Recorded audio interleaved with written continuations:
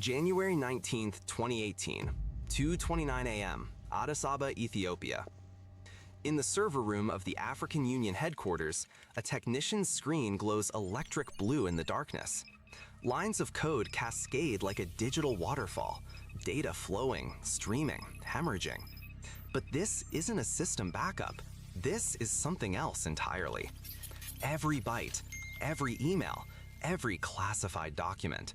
For 5 years, while diplomats slept and nations negotiated, the building itself has been listening, recording, transmitting.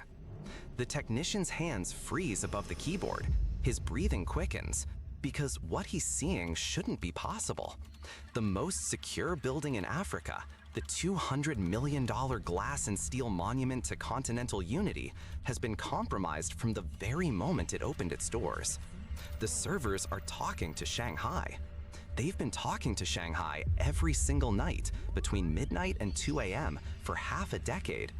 54 nations, 1 billion people. Every secret, every strategy, every private conversation between presidents and generals, it's all been flowing east across fiber optic cables, racing through the darkness at the speed of light. The technician reaches for his phone, but hesitates. Who do you call when the very walls have been weaponized? When the gift that was supposed to symbolize friendship has been a Trojan horse all along? When you realize that the most important building in Africa has been performing a digital strip search on an entire continent while everyone inside believed they were safe? This is the story of the Chinese 5-year hack that spied on Africa.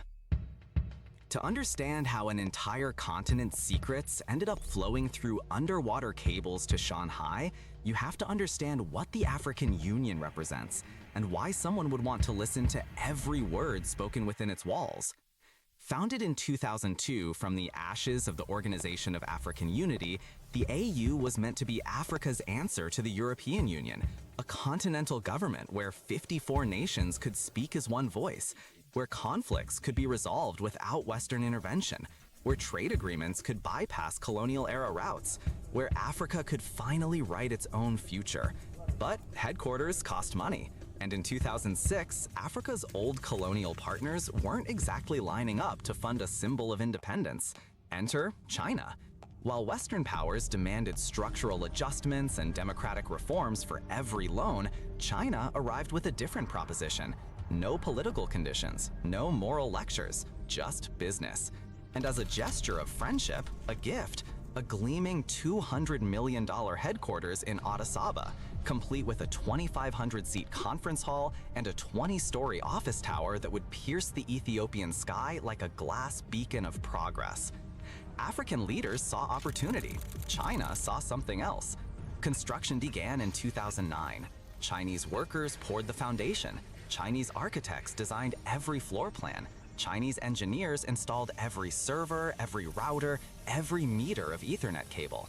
The building rose from Ethiopian soil like a promise, 100,000 square meters of Chinese generosity, wrapped in glass that reflected African sunlight but was forged in Chinese factories. On January 28, 2012, the building opened to thunderous applause. Ethiopian Prime Minister Meles Zenawi called it a symbol of African Renaissance. Chinese officials spoke of South-South cooperation and win-win development. Photographers captured presidents and diplomats streaming through doors that had been shipped piece by piece from Shanghai. But there was something else shipped from Shanghai. Hidden in the architectural blueprints, embedded in the server configurations, woven into the very digital DNA of the building's nervous system. The AU's IT infrastructure wasn't just installed by China, it was designed with a feature that nobody requested. Every night at midnight, as cleaning crews mopped marble floors and security guards made their rounds, the servers would wake up. Like a patient under anesthesia suddenly becoming conscious but unable to move or scream, the building's digital heart would begin pumping information eastward. Emails between heads of state discussing military operations, financial records of Chinese loans to African governments, minutes from closed-door sessions about everything from coup attempts to mining rights, the internal debates about whether to support China or America on UN votes, the confidential health records of African leaders, the private cell phone numbers of every minister and general who ever connected to the AU's Wi-Fi. It was perfect, too perfect, because nobody suspects a gift. And for 5 years, as African nations celebrated their new headquarters, as presidents gave speeches about sovereignty and independence, as diplomats typed classified cables on computers they believed were secure, every single keystroke was being archived 8,000 kilometers away. The building that was supposed to represent Africa's independence had become the most sophisticated listening device ever deployed against an entire continent, an architectural achievement that was also an act of war, conducted in peacetime through concrete and code instead of bullets and bombs. The first sign something was wrong came from an unlikely source: the phone bill. In late 2017, AU technicians noticed something bizarre. The organization's data usage would spike every night like clockwork, massive transfers happening when the building was essentially empty. Gigabytes of information moving through the darkness. The IT team initially dismissed it as automated backups, maybe cloud synchronization. But the pattern was too precise, too consistent, too strange. Then came the second red flag. The AU had been preparing to implement new cybersecurity protocols, bringing in external consultants to audit their systems. But every time they scheduled a security review, the Chinese firms who maintain the servers would suddenly announce critical maintenance that required exclusive access. Once, twice, 3 times. As if they knew exactly when outside eyes might spot something they shouldn't. It was a French newspaper, Le Monde, that would eventually break the story that shattered the illusion. But before the world knew, a small team of AU technicians had already begun their own investigation. Working in secret, often after hours, they started tracing the midnight data flows like digital detectives following breadcrumbs through cyberspace. What they found defied belief. The servers weren't just sending data to Shanghai, they were sending everything. A complete mirror of the AU's digital existence, updated nightly like some perverse backup system that nobody had authorized. Confidential documents marked presidents only, strategic plans for peacekeeping operations in Somalia, recordings of closed sessions where African leaders discussed their positions on Taiwan, Hong Kong, and the South China Sea. But it wasn't just the servers. As investigators dug deeper, they discovered that the building itself had been transformed into a surveillance apparatus. Microphones embedded in the walls, listening devices in the furniture that had been gifted alongside the building, desks and chairs that were quite literally gathering intelligence. The conference room where African presidents discussed their most sensitive strategies had been recording every word. The offices where ministers planned economic policies had been broadcasting every conversation. Even the encryption systems that were supposed to protect communications had been compromised. The digital locks had been installed by the same people who kept copies of the keys. One IT specialist, who would later speak only on condition of anonymity, described the moment of realization. It was like discovering your house had been made of glass all along, and someone had been watching you shower, eat, sleep, live for years. Except it wasn't a house, it was the House of Africa. The sophistication was breathtaking. This wasn't some crude hack by amateur criminals. This was architectural espionage, building surveillance into the literal and digital architecture from day one. Every router had been selected for its vulnerability. Every server configured with hidden backdoors. Every security camera that was supposed to protect the building was potentially feeding footage to Beijing. The Chinese had given Africa a gift, and then they had spent 5 years unwrapping it every single night. But discovering the breach was only the beginning. The real question was what to do about it. How do you confront a superpower that has just been caught red-handed? How do you explain to 54 nations that their most sensitive secrets have been hemorrhaging for half a decade? How do you secure a building when the people who built it left themselves infinite ways back in? The AU leadership faced an impossible choice: go public and risk destroying the relationship with their largest trading partner and infrastructure investor, or stay quiet and remain compromised, knowing that every word spoken in their headquarters might as well be broadcast directly to Beijing. Meanwhile, as officials debated in rooms they could no longer trust, the midnight transfers continued. Night after night, the building kept talking to Shanghai, spilling secrets like a diplomat under interrogation who doesn't even know they're being questioned. January 2018 was approaching. The annual AU summit was coming. Dozens of heads of state would gather in a building that had been turned into a giant microphone. Someone had to make a decision. Someone had to decide whether Africa's pride was worth more than China's money. Someone had to choose between staying silent and staying sovereign. The clock was ticking toward midnight, and in Shanghai, servers were waiting for their nightly meal of African secrets. When the story broke internationally on January 26, 2018, it was like watching a diplomatic nuclear bomb detonate in slow motion. Le Monde's headlines screamed across the world, "How China Spies on the African Union." Within hours, every major news outlet was running the story. CNN, BBC, Al Jazeera, the New York Times. A continent's worth of secrets had been stolen, and now the theft itself was no longer secret. In Beijing, Chinese Foreign Ministry spokesperson Hua Chunying faced a wall of cameras and delivered a response that was masterful in its simplicity. Absolutely groundless and ridiculous. China, she insisted, was a sincere, reliable, and responsible partner of Africa. The allegations were sensational stories meant to undermine China-Africa cooperation. But in Addis Ababa, something extraordinary was happening. For perhaps the first time in modern history, the African Union had to decide whether to publicly accuse a superpower of espionage, while sitting in a building that superpower had built. The AU's response was a study in diplomatic gymnastics. Yes, they admitted, there had been security issues.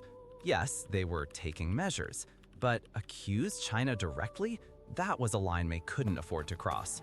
Not when Chinese loans were building roads from Cairo to Cape Town. Not when Chinese companies employ millions of Africans. Not when the new AU building was just one of dozens of Chinese-funded projects across the continent. Behind closed doors, the response was different. Furious. Musa Faki Mohammed, the AU Commission chairperson, ordered immediate action. Every server was physically removed and replaced. New encryption systems were installed, this time by African technicians. The entire building's digital infrastructure was gutted and rebuilt from scratch. It was like performing an exorcism on concrete and steel. But you can't simply uninstall 5 years of surveillance. You can't delete the intelligence that had already been gathered. You can't unhear conversations that shaped the destiny of nations. The damage assessment was staggering. Every African nation had to assume their negotiating positions were compromised. Military strategies had to be rewritten. Diplomatic cables had to be considered public. Trade negotiations had to factor in that the other side might know exactly what Africa's bottom line was before talks even began. One West African diplomat, speaking off the record, put it bluntly. Imagine playing poker for 5 years, then discovering your opponent had cameras behind you the whole time. Every bluff, every tell, every winning hand, they saw it all. Now, try to keep playing. But the real revelation wasn't just what had been stolen. It was what the theft represented. This wasn't old-school colonialism with gunboats and governors. This was colonialism 2.0, conducted through fiber optic cables instead of chains, through surveillance instead of soldiers. China had discovered that in the 21st century, you don't need to occupy a country to control it. You just need to build its infrastructure. And China had been building. Oh, how they had been building. By 2018, Chinese companies had constructed or renovated at least 186 government buildings across Africa. Parliamentary buildings in Zimbabwe, Lesotho, and Malawi, presidential palaces in Sierra Leone and Guinea-Bissau, ministry headquarters from Egypt to Angola. Each one a gift, each one an opportunity. How many of these buildings were compromised? How many were designed with digital backdoors and physical bugs? How many African governments were conducting their most sensitive business in spaces that were essentially Chinese listening posts? Nobody knew, and that was the genius of it. The AU hack had exposed something larger than espionage. It had revealed the dark bargain at the heart of China's Belt and Road Initiative. Yes, you get the infrastructure you desperately need. Yes, you get it without lectures about democracy or human rights. But you also get something else. Vulnerability built into the very foundations of your power. The servers in Shanghai hadn't just been collecting data, they'd been collecting leverage. Every intercepted email was potential blackmail. Every recorded conversation was possible coercion. Every secret stolen was a card China could play when they needed an African vote at the UN, or when they wanted mining rights, or when they needed to ensure their loans would be repaid. It was brilliant, it was terrifying, and it was already too late to stop. Because even as the AU was ripping out Chinese servers, even as African nations were beginning to question their infrastructure deals, the reality was undeniable. Africa needed what China was offering: roads, railways, power plants, ports, the physical foundations of economic development that Western nations had stopped funding decades ago. The choice wasn't between Chinese infrastructure and no infrastructure at all.